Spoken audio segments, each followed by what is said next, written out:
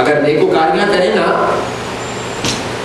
خالی نیکوکاریاں کریں تو رب تعالیٰ زمین کو ختم کرتا ہے، اور گناہ کریں تو رب زمین کو قائم رکھتا ہے۔ اب اس کا معنی یہ نہیں کہ چلو آج سے گناہ شروع، اس کا معنی قطعاً یہ نہیں ہے، بالکل اس کا مطلب یہ نہیں ہے۔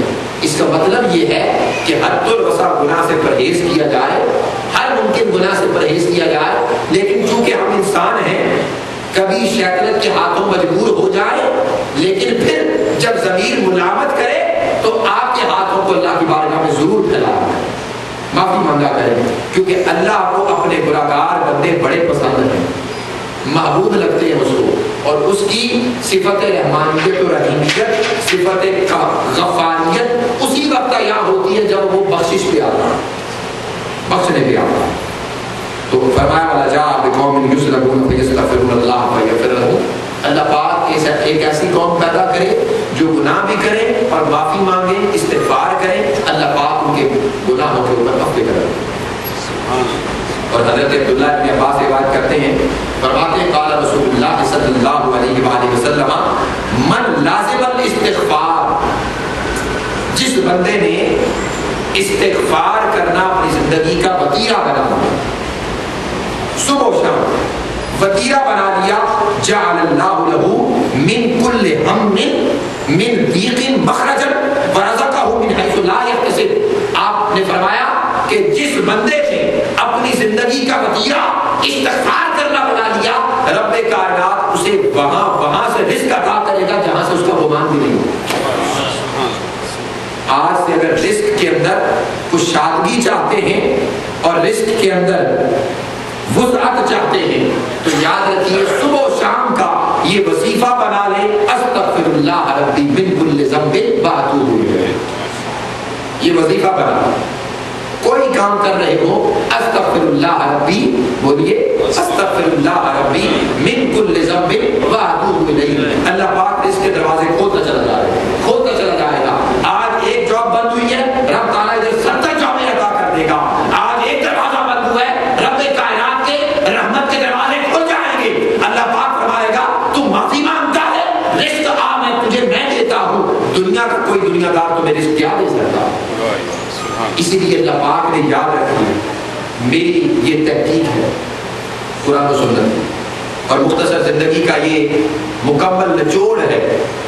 اللہ پاک نے انسان کو خود مختار بنایا، اشرف المخلوقات بنایا، ہر چیز انسان کے قبضہ قدرت میں دی ہے، اس کے ہاتھ میں دی ہے، لیکن اللہ پاک نے 5 چیزیں خاص طور پر ان کی بنیاد اپنے ہاتھ میں رکھی۔ 5 چیزیں، کتنی چیزیں؟ 5 چیزیں اپنے ہاتھ میں رکھی۔ زندگی، موت، یہ رب نے اپنے ہاتھ میں رکھی۔ بیماری اور شفا، یہ رب نے اپنے ہاتھ میں رکھی۔ وسیلے اس کے بڑے بنائے ہیں، زندگی موت کو بھی لینے والے بڑے ہیں، بیماری و شفا عطا کرنے والے بھی بڑے ہیں، وہ وسائل ہیں، آپ کے ہیلے بہانے ہیں، لیکن بیسیکلی جو بات کر رہا ہوں، کسی کو جس کا خود مختار نہیں بنایا، ان چیزوں کی بات کر رہا ہوں۔ زندگی اور موت، بیماری اور شفا، عزت اور ذلت، یہ رب نے اپنے ہاتھ میں رکھی ہے۔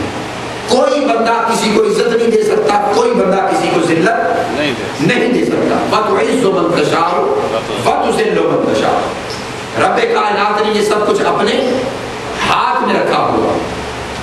رزق، چوتھی چیز، رزق، امیری اور غریبی، امارت اور غربت، یہ رب کائنات نے اپنے ہاتھ میں رکھی، یہ کسی کو عطا نہیں کی، اور کائنات کا اکیلا قادر مطلق اور ہر چیز کو عطا کرنے والا صرف رب کائنات، اس کے سوا کوئی نہیں۔ یہ 5 چیزیں ذہن میں جس کے پختہ طور پر ہو گئی، وہ یقین رکھے کہ جو مالک پتھر کے اندر بند کیڑے کو روزی دیتا ہے، آپ کو تو زمین کے اوپر رکھا ہوا ہے، آپ کو تو زمین کے اوپر رکھا، اشرف المخلوقات بنایا ہوا ہے، اوروں کے لیے رزق کا ذریعہ بنایا ہوا ہے، اوروں کے لیے عزت کا ذریعہ بنایا ہوا ہے، اوروں کے لیے شفا کا ذریعہ بنایا ہوا ہے، زندگی کا ذریعہ بنایا ہوا ہے، اوروں کے لیے اور زندگی کے عوامل اور معاملات میں ذریعہ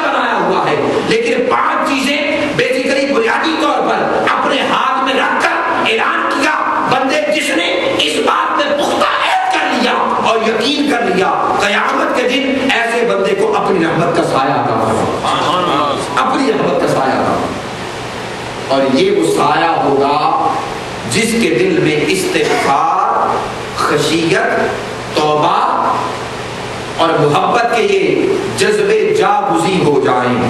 سیدنا ابی ہریرہ روایت کرتے ہیں آقائے دو جہان ارشاد فرمایا ان اللہ تعالی یقول، حدیث قدسی ہے کہ اللہ پاک ارشاد فرماتا ہے، اللہ پاک ارشاد فرمائے گا قیامت کے دن این المتحابون بجلالی، میرے عزت و جلال کی وجہ سے،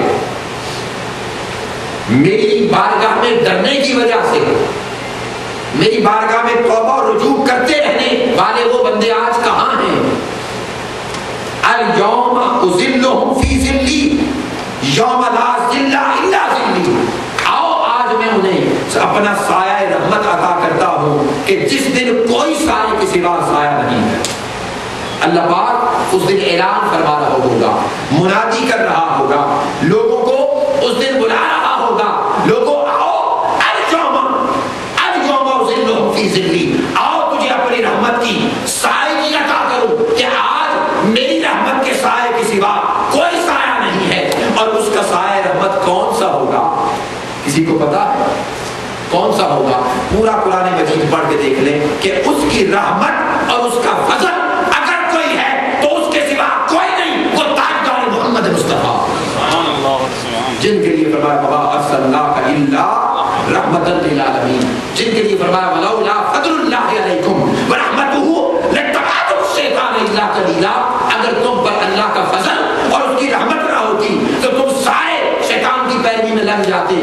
آؤ قیامت کے دن اللہ پاک اعلان کرے گا اليوم اذلهم فی ذلی، آؤ تمہیں میں سایہ دیتا ہوں. لوگ پوچھیں گے سایہ مولا کدھر ہے؟ اللہ پاک فرمائے گا آؤ میرے محمد کی قبری میں آ جاؤ، مصطفیٰ کی قبری میں آ جاؤ، اس رحمت میں آ جاؤ، یہی تو میرا سایہ ہے، یہی تو میرا سایہ ہے. لوگ کہتے ہیں کہ سایہ تیرے پیکر کا نہ تھا، لوگ کہتے ہیں کہ سایہ تیرے پیکر کا نہ تھا.